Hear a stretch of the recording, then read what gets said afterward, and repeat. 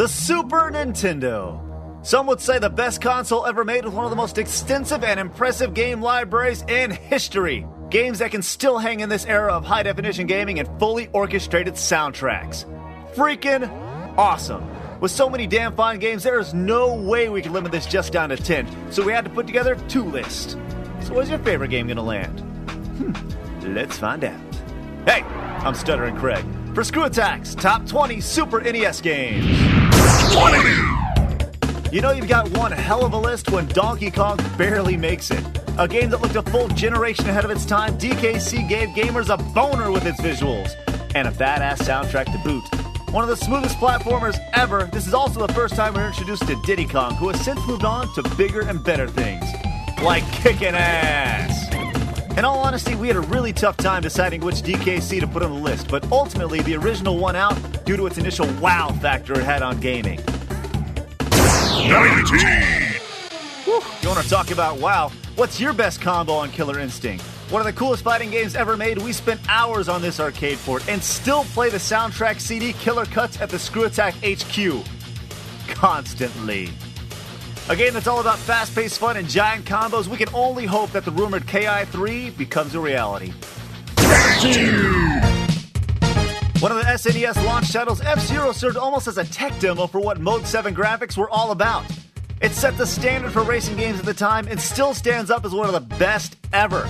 The perfect blend of cakewalk controls for beginners and incredibly tough tracks for experts, F-Zero is a must-download for the Virtual Console.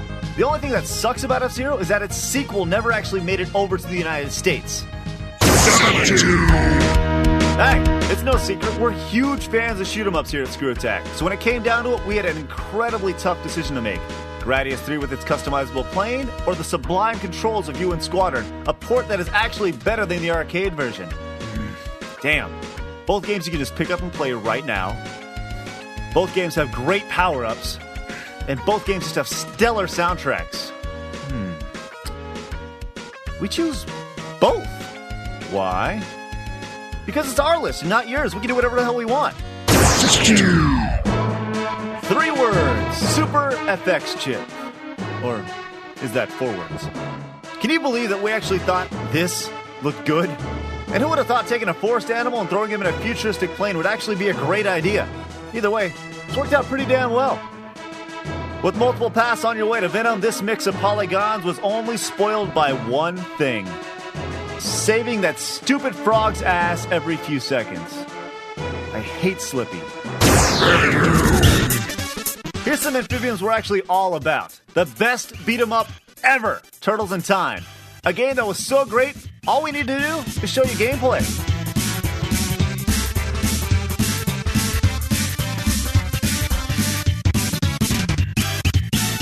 You know you love it. 14! Some say this version's broken. We say we spent too many days, weeks, months on our Super Nintendo playing it to care.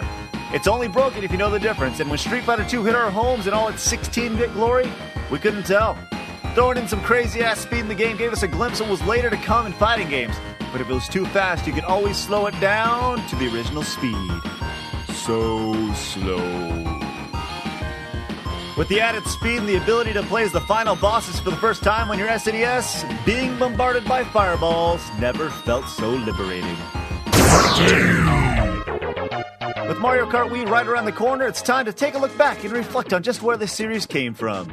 Split-screen fun with fast-paced tracks and, of course, a giant flying fish that gives you trophies. Someone had to be high when they came up with this stuff.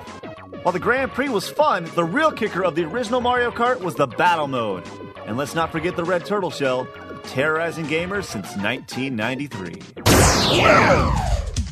Konami was one of the kings of the Super Nintendo. It seemed like they were just constantly pumping out greatness. Contra 3 is no exception. Building on 2 incredible NES titles, Contra 3 lived up to its name by making everything bigger, better, and adding more weapons. Now, admittingly, the overhead shooter levels, they were a little bit awkward. But the sheer bliss you get when mowing over bad guys in a tank or taking down a 3-story turtle, more than makes up for it. Pure 2-player greatness. Even if the other player sucks. Jose. The first time we saw this game in Nintendo Power, we pooed our pants. Seriously. It was such an upgrade over the previous Castlevanias, we could hardly wait to get our grubby little nasty hands on it. We said this before and we'll say this again, one of the best soundtracks of any Castlevania game. Yeah, that good. Now you would think they would have just named the game Castlevania 4, but they had to throw Super in front of it because they knew the game was going to beat so much ass. The graphics, the soundtracks, the secrets, it was everything you looked for in a Super Nintendo game. Just not quite good enough to make the top 10.